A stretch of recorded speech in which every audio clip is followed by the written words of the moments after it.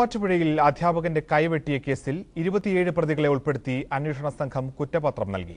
ജില്ലാ സെഷൻസ് കോടതിയിൽ നൽകിയ കുറ്റപത്രത്തിൽ കൈവെട്ടിയ സംഘത്തിൽ ഉൾപ്പെട്ടവരാണ് 1 മുതൽ 7 വരെ പ്രതികൾ. ആകെ 54 പ്രതികളുള്ള കൈവെട്ട് കേസിൽ 27 പേരെ ഉൾപ്പെടുത്തിയാണ് കുറ്റപത്രം സമർപ്പിച്ചത്. അധ്യാപകന്റെ കൈവെട്ടിമാറ്റിയ ഓടക്കാലിൽ സവാദാണ് 1-ാം പ്രതി. സവാദിനെയും 4-ാം പ്രതി ഷജിലിനെയും പിടികിട്ടിയിട്ടില്ല. കൈവെട്ട് സംഭവത്തിന്റെ സൂത്രധാരനായി പോലീസ് കണ്ടെത്തിയ നാസറിനെ ഇപ്പോൾ സമർപ്പിച്ച കുറ്റപത്രത്തിൽ ഉൾപ്പെടുത്തിയിട്ടില്ല. തമർ അഷ്റഫായിരുന്നു സാമ്പത്തിക സ്രോതസ്സുകളുടെ ഇടനിലക്കാരനായി പ്രവർത്തിച്ചത്. നാസറും തമർ അഷ്റഫും ഉൾപ്പെടെ പിടികിട്ടാനുള്ള 27 പേരെ കൂടി ഉൾപ്പെടുത്തി പിന്നീട് കുറ്റപത്രം സമർപ്പിക്കും. അധ്യാപകന്റെ കൈവെട്ടുന്നതിനിടെ പരിക്കേറ്റ പ്രതികളെ ചികിത്സിച്ച ഡോക്ടർ റനീഫിനെ 14-ാം പ്രതിയായും തദ്ദേശ സ്വയംഭരണ തെരഞ്ഞെടുപ്പിൽ SDPI സ്ഥാനാർത്ഥിയായി സൗത്ത് വാഴക്കുളത്ത് നിന്ന് ജയിച്ച അനസിനെ 20-ാം പ്രതിയായും ഉൾപ്പെടുത്തിയിട്ടുണ്ട്. പ്രതികൾക്കെതിരെ രാജ്യദ്രോഹം, കുറ്റകൃത്യ നിരോധന നിയന്ത്രണ നിയമത്തിലെ പ്രസക്തമായ വകുപ്പുകൾ, കൊലപാതക ശ്രമം, ഗൂഢാലോചന തുടങ്ങിയ വകുപ്പുകളാണ് ചുമത്തിയിട്ടുള്ളത്. 255 സാക്ഷിമൊഴികൾ രേഖപ്പെടുത്തിയിട്ടുണ്ട്. ഇതിൽ 9 പേർ ദൃക്സാക്ഷികളും 200 മുതൽ 255 വരെയുള്ളവർ പോലീസുകാരുമാണ്.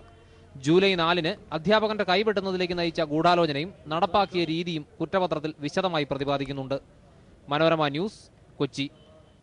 കൈവെട്ട് കേസിലെ പ്രതികളോട് താൻ മുമ്പേ ക്ഷമിച്ചിരുന്നുവെന്ന് പ്രൊഫസർ TJ ജോസഫ്. അതുകൊണ്ട് കുറ്റപത്രം സമർപ്പിച്ചത് ഒരു സാധാരണ പൗരൻ എന്ന നിലയിൽ മാത്രമേ നോക്കിക്കാണുന്നുള്ളൂവെന്നും അദ്ദേഹം മൂവാറ്റുപുഴയിൽ മനോരമ ന്യൂസിനോട് പറഞ്ഞു. എന്നെ ആക്രമിച്ചവരോട് ഞാൻ അന്ന് തന്നെ മാനസികമായിട്ട് ക്ഷമിച്ചതാണ്. അവരോടുള്ള ഒരു പകയോ വിദ്വേഷമോ ഒന്നും ഞാൻ മനസ്സിൽ ഇപ്പോഴും സൂക്ഷിക്കുന്നില്ല. അന്വേഷണവും കേസിൻ്റെ അന്വേഷണവും അതുപോലുള്ള കാര്യങ്ങളൊക്കെ നിയമത്തിൻ്റെ രീതിയിൽ മുറയ്ക്ക് നടക്കേണ്ടതാണ്, നടക്കുന്നുണ്ട് എന്ന് തന്നെയാണ് എൻ്റെ ഉറച്ച വിശ്വാസം.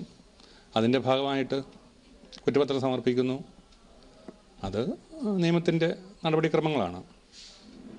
ഒരു ഇന്ത്യൻ പൗരൻ എന്ന നിലയിൽ ഏതൊരാളും അതിനെ വീക്ഷിക്കുന്ന പോലെ ഞാനും കാണുന്നുള്ളൂ.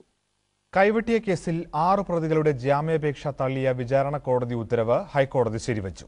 സെഷൻസ് കോടതി വിധിക്കെതിരെ പ്രതികൾ നൽകിയ അപ്പീൽ ജസ്റ്റിസുമാരായ പയസ് D കുര്യാക്കോസും NK ബാലകൃഷ്ണനും അടങ്ങുന്ന ഡിവിഷൻ ബെഞ്ച് തള്ളി. പ്രതികൾക്ക് സംഭവവുമായി ബന്ധമുണ്ട് എന്നതിന് പ്രഥമദൃഷ്ട്യാ തെളിവുണ്ടെന്ന് കോടതി വിലയിരുത്തി. പ്രതികളായ ജമാൽ, മാഹിൻകുട്ടി, റഷീദ്, ഷംസുദ്ദീൻ, ഷോബിൻ, KK അലി, നിയാസ് എന്നിവരുടെ അപ്പീലാണ് കോടതി തള്ളിയത്. സംഭവത്തിന്റെ ആസൂത്രകനായ 5-ാം പ്രതി നാസർ ഒളിവിലാണെന്നും ജാമ്യം നൽകിയാൽ സാക്ഷികളെ ഭീഷണിപ്പെടുത്താനും തെളിവുകൾ നശിപ്പിക്കാനും സാധ്യതയുണ്ടെന്നും പ്രോസിക്യൂഷൻ ബോധിപ്പിച്ചു. ഈ ഘട്ടത്തിൽ പ്രതികൾക്ക് ജാമ്യം നൽകാൻ മതിയായ കാരണങ്ങളില്ലെന്ന് ഹൈക്കോടതി വ്യക്തമാക്കി.